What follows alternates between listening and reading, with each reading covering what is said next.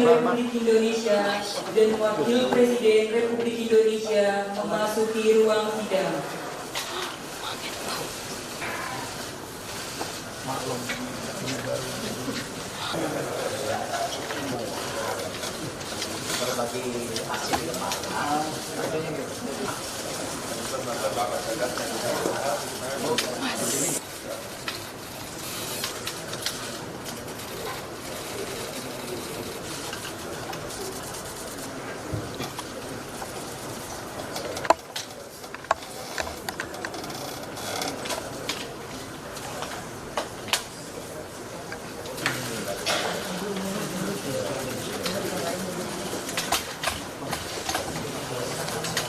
Sejahtera bagi kita sekalian.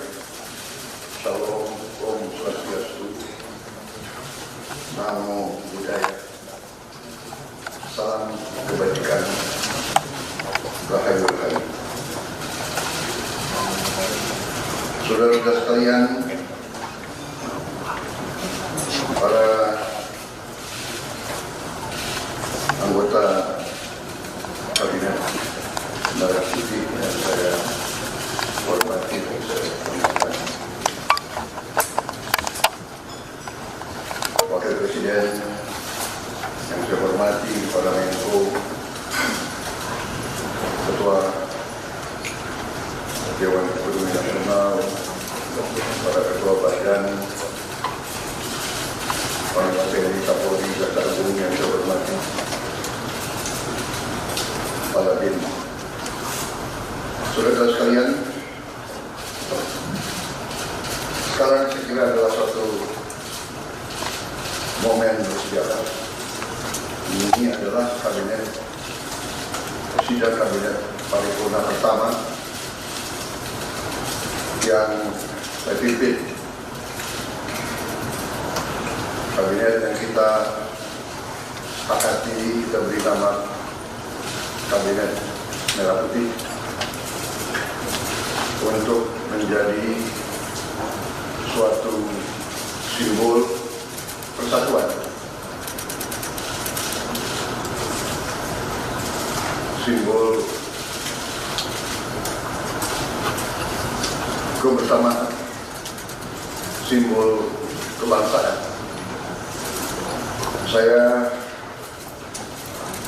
terus-menerus sudah beberapa tahun ini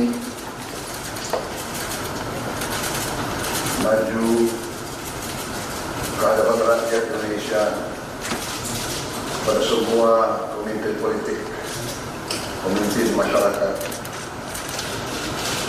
pemimpin agama, pemimpin pengusaha. Saya terus-menerus menekankan pentingnya persatuan. Sumber kunci keberhasilan kebangkitan suatu bangsa dalam sejarah manusia berabad-abad, kuncinya adalah bila elitnya bisa kerjasama, bila elitnya bersatu. Persatuan ini artinya adalah kita bisa sepakati mana adalah kepentingan nasional yang inti, mana adalah kepentingan nasional yang vital bagi kelangsungan hidup bangsa kita. Kita masing-masing punya kepentingan politik masing-masing, kita masing-masing punya kepentingan kelompok masing-masing. Tapi manakala kita sudah bicara tentang bangsa dan negara, kita harus sepakati kepentingan nasional yang vital. Saya meyakini bahwa kepentingan nasional vital kita tentunya harus kita sepakati adalah kemerdekaan dan keutuhan NKRI. keutuhan Negara Kesatuan Republik Indonesia, dan untuk menjamin keutuhan dan kelangsungan hidup Negara Kesatuan Republik Indonesia, kita harus dengan handal, dengan cerdik, dengan pandai bisa menjaga dan mengelola kekayaan bangsa kita. Hanya apabila kita bisa menjaga dan mengelola dengan baik semua kekayaan kita, hanya dengan demikian kita bisa memberi pelayanan kepada rakyat kita. Kita bisa memberi kebutuhan hidup rakyat kita. Kita bisa membayar segala keperluan suatu negara modern. Dan diantaranya tentunya adalah menjamin kedaulatan bangsa. Saya ingatkan saudara-saudara sekalian, jangan sampai kita lupa dengan Undang-Undang Dasar kita sendiri, Undang-Undang Dasar 1945, yang jelas dalam pembukaannya tertera tujuan-tujuan nasional kita, di mana tujuan-tujuan nasional kita sangat jelas oleh pendiri-pendiri bangsa kita. Tujuan pertamanya adalah melindungi segenap bangsa Indonesia dan seluruh tumpah darah Indonesia. Ini tujuan nasional yang pertama. Untuk kita survive. Karena itu kita perlu memikirkan apakah kita sudah cocok atau tidak investasi kita kepada pertahanan bangsa Indonesia. Kedua, tentunya memajukan kesejahteraan umum.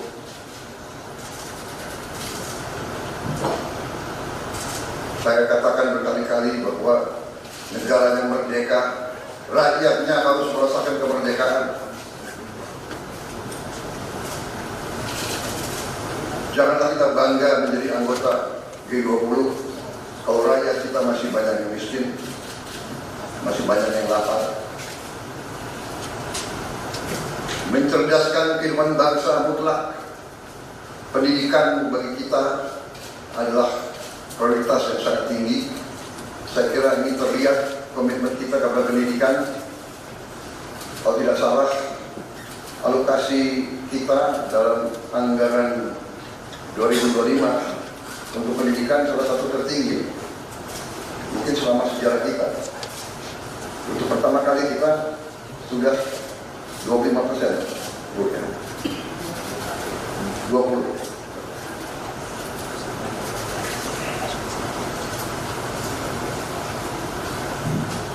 Jadi masalah pendidikan sangat utama. Ya tentunya tujuan nasional keempat, kita juga hadir dalam pergolakan ataupun interaksi dunia, di mana kita harus selalu membela kemerdekaan bangsa-bangsa. Dan karena itu, mau tidak mau Indonesia harus kuat. Saudara sekalian, dalam hal ini semua ada beberapa penekanan dari saya. Saya paham bahwa kita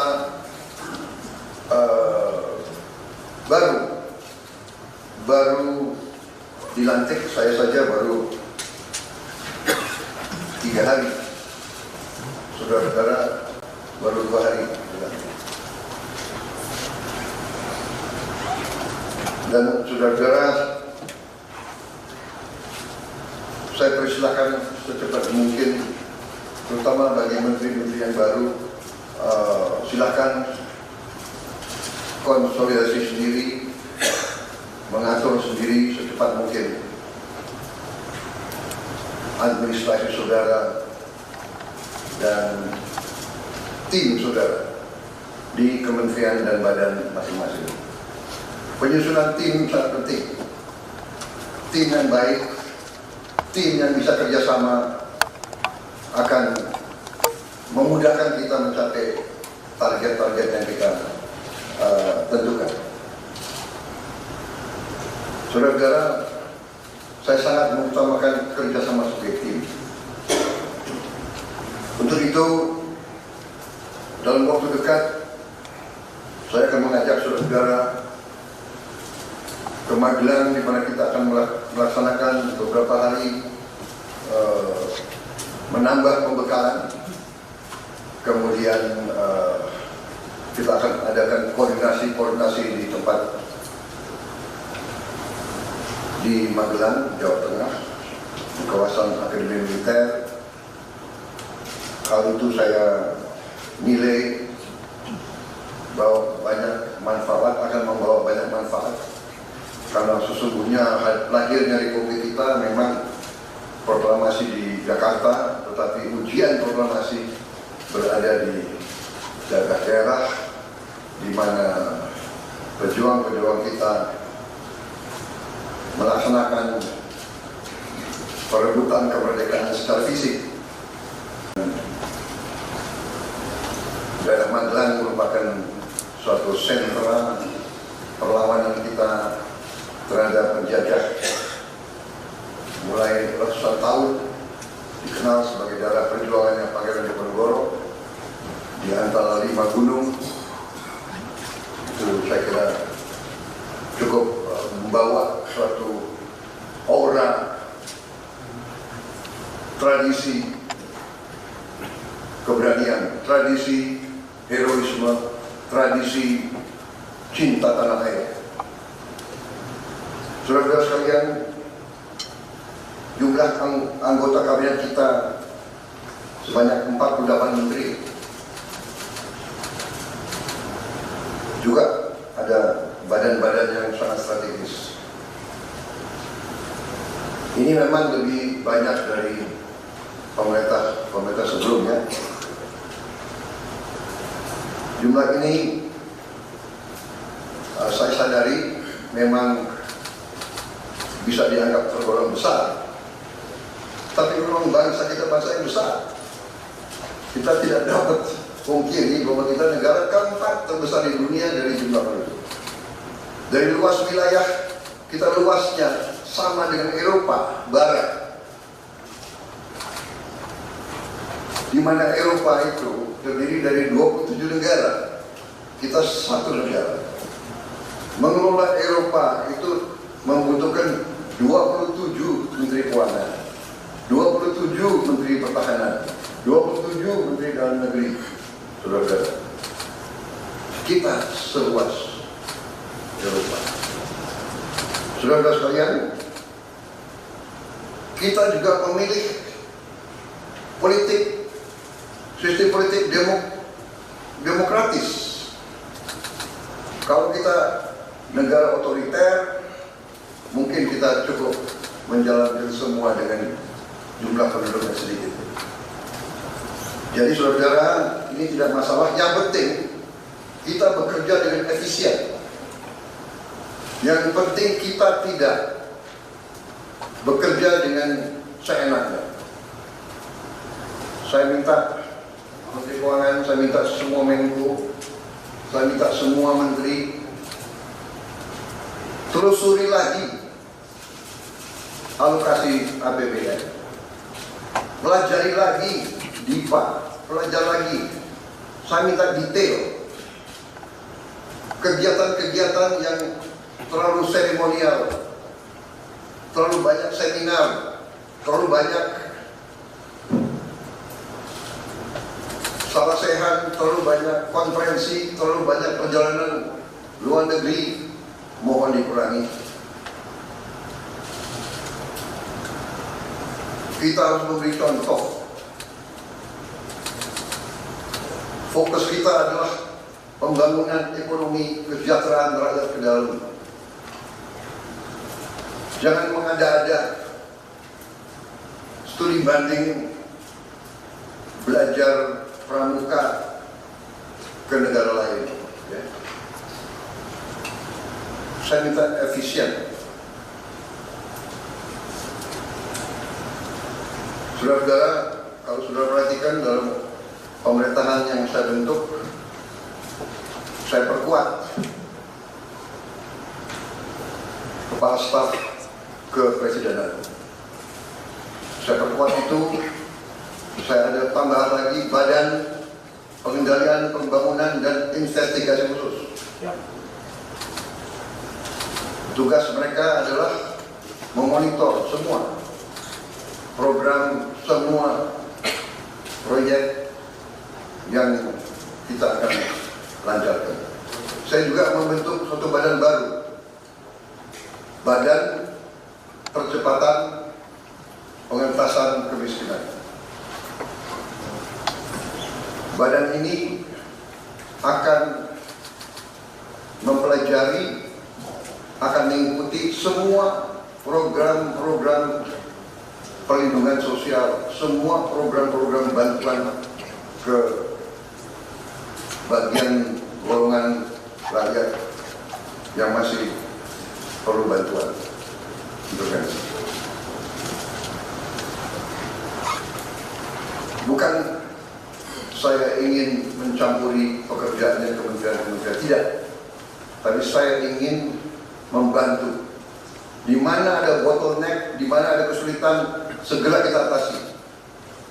Marilah kita jujur mengakui bahwa birokrasi di kita sangat terkenal. Sangat terkenal.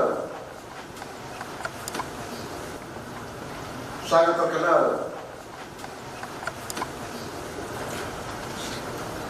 Ribetnya. Sangat terkenal. Lambatnya. Bahkan ada pembicaraan oleh rakyat kita bahwa birokrasi pemerintah kita sering mempersulit, bukan mempermudah keperluan rakyat. Bahkan ada yang mengatakan kalau bisa dibikin sulit, kenapa dibikin mudah? Ini saya minta menteri-menteri sekarang, mari kita lebih berani, mari kita lebih tidak ragu-ragu untuk memberi pelayanan yang terbaik kepada rakyat kita. Jangan ragu-ragu kalau saudara tidak puas dengan pejabat-pejabat di bawah Anda, laporkan, segera kita ganti. Begitu banyak orang yang mau mengabdi. Tidak ada orang di sini yang kebal, yang tidak patuh, tidak bekerja keras untuk bangsa dan negara dan rakyat. Saudara, saya beri wewenang, copot segera. Suruh tinggal di rumah aja, daripada bikin susah kita. Saudara-saudara sekalian,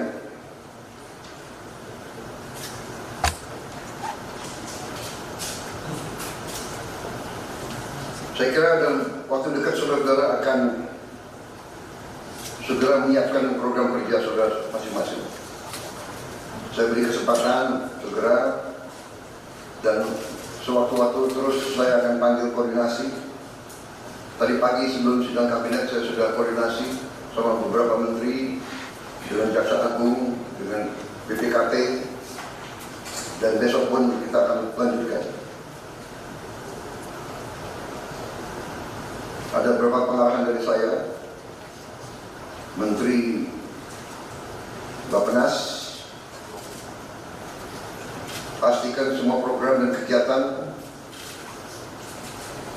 di semua kementerian lembaga mempunyai kontribusi yang signifikan, terukur, dan saling bersinergi. Pelajari kembali semua proyek. Jangan ada proyek yang mercusuar. semua ditujukan kepada yang saya sampaikan pada pidato saya di depan Majelis Permusyawaratan Rakyat pada kali pelantikan saya. Kita harus swasembada pangan. Itu prioritas dasar karena situasi global. Perang besar bisa pecah setiap saat. Kita harus jamin kemampuan kita memberi makan rakyat kita sendiri. Swasembada energi mutlak. Kita bersyukur kita punya sumber alam yang sangat besar. Kita sekarang tidak boleh ragu-ragu memanfaatkannya sebaik-baiknya.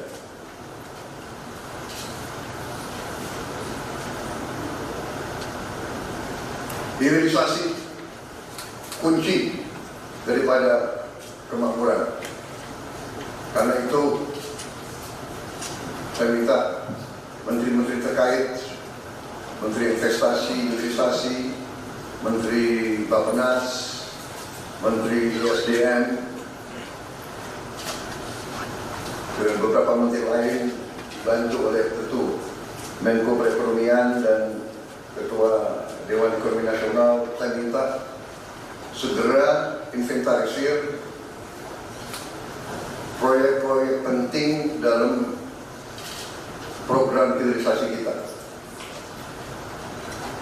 26 komoditas, proyek-proyek yang vital dalam 26 komoditas tersebut yang harus dihilirisasi segera dirumuskan, bikin daftar, dan kita segera untuk mencari dana sehingga kita bisa mulai hilirisasi dalam waktu yang sesingkat-singkatnya. Kemudian program makan bergizi, Kepala Badan Gizi Nasional dan semua KL untuk siapkan segera kita mulai dengan bergerak cepat, tepat sasaran, terukur, tapi jangan takut dengan kesulitan. Saya masih mendengar beberapa tokoh meragukan kemampuan kita untuk laksanakan itu. Saya tidak katakan bahwa ini bisa selesai dalam 1 minggu, 2 minggu, atau 3 bulan. Tidak ada di antara kita yang punya tongkat Nabi Sulaiman. Tapi kita bisa berhitung, kita bisa mengelola, kita bisa alokasi dana, kita bisa kerahkan sumber daya. Dan kita akan mencapai target yang kita tentukan. Saya hakul yakin, saya pertaruhkan kepimpinan saya. Bagi saya, makan bergizi untuk anak-anak dan ibu hamil ini adalah strategik. Yang tidak mendukung hal ini, silakan keluar dari pemerintah yang saya pimpin. Kita satu tim, harus yakin semuanya. Ini bagian daripada rencana kebangkitan bangsa Indonesia. Dan sesudah itu, tentunya yang saya katakan pendidikan sangat mutlak. Saya sudah panggil Menteri Pendidikan Tinggi, Sains dan Teknologi, dan Menteri Pendidikan Dasar Menengah. Kita sudah mempunyai gambaran besar bagaimana kita segera akan menyentuh semua anak-anak kita. Kita akan gunakan teknologi untuk mempercepat membawa pendidikan kepada anak-anak kita. Dan ini sesudah itu tentunya kesehatan juga penting. Demokratisasi yang paling cepat, yang paling dirasakan oleh rakyat adalah pendidikan dan kesehatan. Kalau kita bisa memberi pendidikan yang terbaik untuk anak-anak kita, kesehatan yang memadai untuk seluruh rakyat kita, itu adalah demokrasi yang sebenarnya. Menteri Kesehatan teruskan reformasi kesehatan, atasi kekurangan dokter dan tenaga kesehatan. Kita punya program khusus, nanti kita bahas itu sendiri. Ini semua harus ditopang oleh pertahanan yang kuat, penegakan hukum yang tidak ragu-ragu. Saya minta Jaksa Agung, Kapolri, BPKP, Badan Intelijen Negara fokus. Ancaman yang berat bagi kita, judi online, narkoba, penyelundupan, penyelewengan, korupsi, kebocoran. Hanya dengan penegakan hukum yang tegas dan intelijen yang baik, bukti-bukti yang kuat, bisa kita segera mitigasi hal ini semua. Saya kira sementara itu mungkin media bisa Download Tribun X sekarang, menghadirkan lokal menjadi Indonesia.